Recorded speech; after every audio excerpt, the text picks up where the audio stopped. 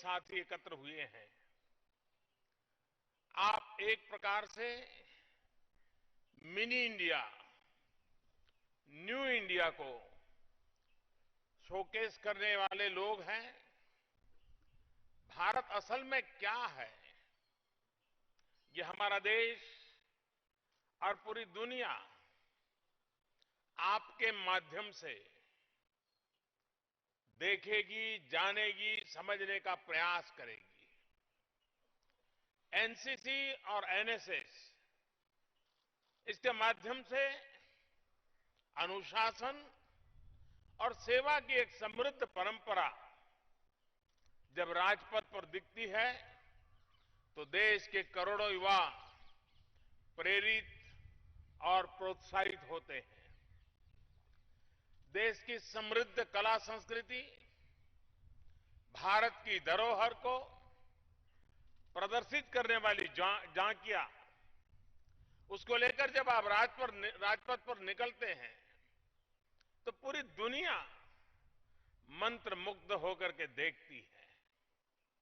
विशेष तौर पर हमारे आदिवासी भाई बहन तो अपने प्रदर्शन से एक अद्भुत और अनूठी विरासत को देश और दुनिया के सामने लाते हैं।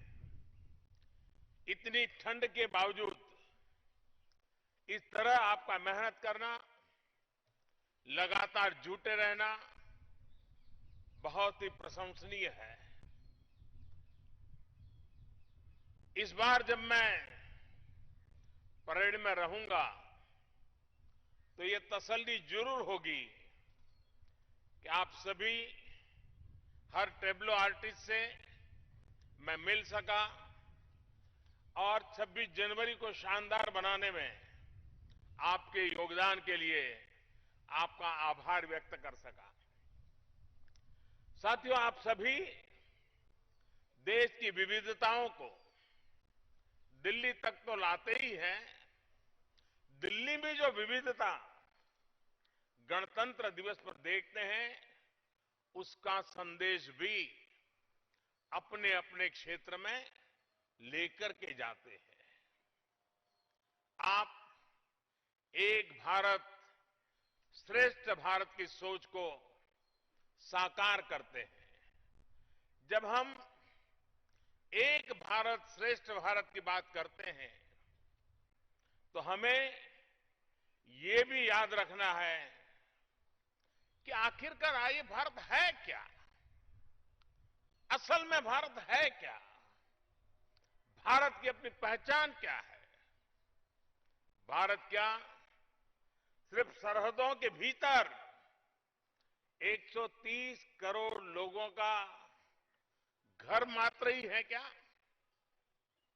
आपका मन भी कहेगा जी नहीं। भारत एक राष्ट्र के साथ साथ एक जीवंत परंपरा है, एक विचार है, एक संस्कार है, एक विस्तार है। भारत का मतलब वसुधैव कुटुंबकम। भारत का मतलब सर्वपंथ संभाव। भारत का मतलब सत्यमेव जयते। भारत का मतलब अहिंसा परमो धर्म। भारत का मतलब एकम सत विप्राह बहुधा वदंती। सत्य यानी सत्य तो एक ही है, इसको देखने का नजरिया अलग अलग है। भारत का मतलब वैष्णवजन तो तेने कहिए जे पीड़ पराई जाने रे। भारत का मतलब है पेड़ और पौधों में भी ईश्वर का वास। भारत का मतलब है अपदीपो भवः, यानी दूसरे से उम्मीद लगाने के बजाय स्व प्रेरणा की तरफ बढ़ो। भारत का मतलब है तेन तख्तेन भूंजी था, यानी जो त्याग करते हैं वही भोग पाते हैं। भारत का मतलब सर्वे भवन्तु सुखिनः सर्वे सन्तु निरामया। भारत का मतलब जन सेवा ही प्रभु सेवा। भारत का मतलब नर करनी करे तो नारायण हो जाए। भारत का मतलब नारी तू नारायणी। भारत का मतलब है जननी जन्मभूमिश्च स्वर्गादपि गरीयसी, यानी माता और जन्मभूमि का स्थान स्वर्ग से भी श्रेष्ठ है, महान है। भारत ऐसे ही अनेक आदर्शों और विचारों से समाहित एक जीवन शक्ति है, ऊर्जा का प्रवाह है। इसलिए जब भी भारत की एकता और श्रेष्ठता की बात आती है तो अपनी भौगोलिक और आर्थिक श्रेष्ठता के साथ साथ इन आदर्शों और मूल्यों की श्रेष्ठता भी उसमें समाहित होती है। साथियों, भारत की श्रेष्ठता की एक और शक्ति इसके भौगोलिक और सामाजिक विविधता में ही है। हमारा यह देश एक प्रकार से फूलों की माला है, जहां रंग बिरंगी फूल भारतीयता के धागे से पिरोए गए हैं। हम कभी एकरूपता के नहीं, हम एकता के पक्षकार हैं। विविधता में एकता, एकता के सूत्र को जीवंत रखना, एकता के सूत्र को बलवंत बनाना, यही हम लोगों का प्रयास है और यही एकता का संदेश है। राज्य अनेक, राष्ट्र एक, समाज अनेक, भारत एक, पंथ अनेक, लक्ष्य एक, बोली अनेक, स्वर एक, भाषा अनेक, भाव एक, रंग अनेक, तिरंगा एक, रिवाज अनेक, संस्कार एक, कार्य अनेक, संकल्प एक, राह अनेक, मंजिल एक, चेहरे अनेक, मुस्कान एक।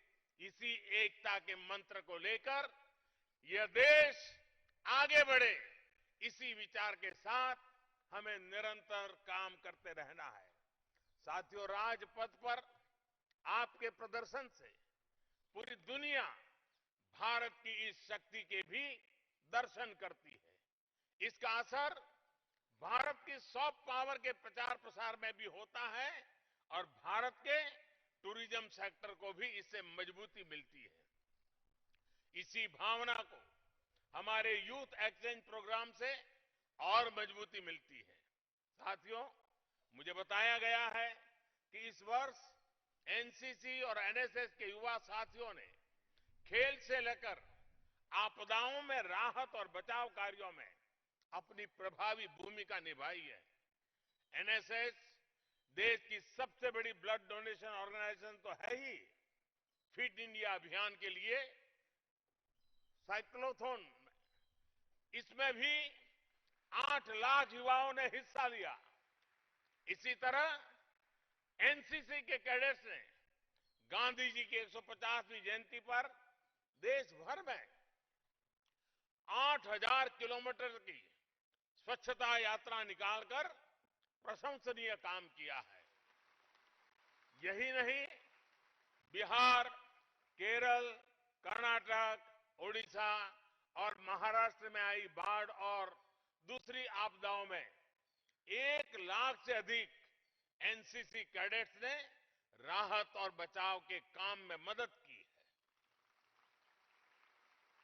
ये आंकड़े मैं इसलिए बता रहा हूं कि देश में बाकी हलचल के बीच इन सराहनीय कार्यों की उतनी चर्चा नहीं हो पाती, लेकिन आपका ये परिश्रम और देश के लिए किया गया काम मेरे लिए भी और मेरे जैसे अनेकों के लिए भी बहुत बड़ी प्रेरणा बनता है। साथियों, ये हमारा 70वां गणतंत्र दिवस है। बीते 70 साल से हमने एक रिपब्लिक के रूप में पूरे विश्व के सामने एक उत्तम उदाहरण रखा है। ऐसे में हमें देश के संविधान एक ऐसे पहलू पर ध्यान देने की जरूरत है जिसकी चर्चा बीते 7 दशक में उतने विस्तार से नहीं हो पाई। हमें नागरिक के रूप में अपने कर्तव्यों को प्राथमिकता देना, प्रमुखता देना और हर बात को अपने कर्तव्य के तराजू से ही तोलते रहना चाहिए। अगर अपने कर्तव्यों को हम ठीक से निभा पाएंगे तो हमें अपने अधिकार के लिए लड़ने की कभी भी जरूरत नहीं पड़ेगी। यहां जितने भी युवा साथी आए हैं, मेरा आपसे आग्रह रहेगा कि राष्ट्र के प्रति अपने कर्तव्यों की ज्यादा से ज्यादा चर्चा करें। चर्चा ही नहीं बल्कि खुद अमल करके उदाहरण पेश करें। हमारे ऐसे ही प्रयास न्यू इंडिया का निर्माण करेंगे। साथियों, राष्ट्रपिता महात्मा गांधी ने मेरे सपनों का भारत नाम से एक आर्टिकल लिखा था। उसमें महात्मा गांधी ने लिखा था कि सर्वोच्च आकांक्षाएं रखने वाले किसी व्यक्ति को अपने विकास के लिए जो कुछ भी चाहिए वह सब उसको भारत में मिल सकता है। आप सभी साथी गांधी जी के इसी सपने, इसी भावना का हिस्सा है। हम जिस न्यू इंडिया की तरह आगे बढ़ रहे हैं, वहां यही आकांक्षाएं, यही सपने, यही संकल्प हमने ही हमारे जीते जी पूरे भी करने हैं और राष्ट्र को नई ऊंचाइयों पर देखना भी है। भारत का कोई भी व्यक्ति, कोई भी क्षेत्र पीछे ना रह जाए, ये हम सबका सामूहिक दायित्व है। उसे हमें सुनिश्चित करना है। गणतंत्र दिवस की परेड के पीछे भी यही ध्येय है। साथियों, हम सभी को राष्ट्र के सामूहिक संकल्पों के साथ खुद को भी जोड़ना होगा। देश के एक एक साथी के जीवन को आसान बनाने के लिए हम सबको मिलकर के प्रयास करने ही होंगे। आप में से अनेक साथी कुछ समय बाद परीक्षाओं में भी बैठने वाले हैं। ये आपके लिए महत्वपूर्ण समय है। मैं आने वाले एग्जाम के लिए आपको शुभकामनाएं देता हूं। इसके साथ साथ गणतंत्र दिवस की परेड में आपके श्रेष्ठ प्रदर्शन की भी फिर से कामना करता हूं। आप यहां हम सबको मिलने आए, इसके लिए मैं आपका फिर से एक बार बहुत बहुत आभार व्यक्त करता हूं। मेरे साथ आप सब बोलेंगे, भारत माता की, भारत माता की, भारत माता की। बहुत बहुत धन्यवाद। कोटि कोटि धन्यवाद माननीय प्रधानमंत्री जी। राष्ट्र के प्रति आपका अनन्य समर्पण भाव।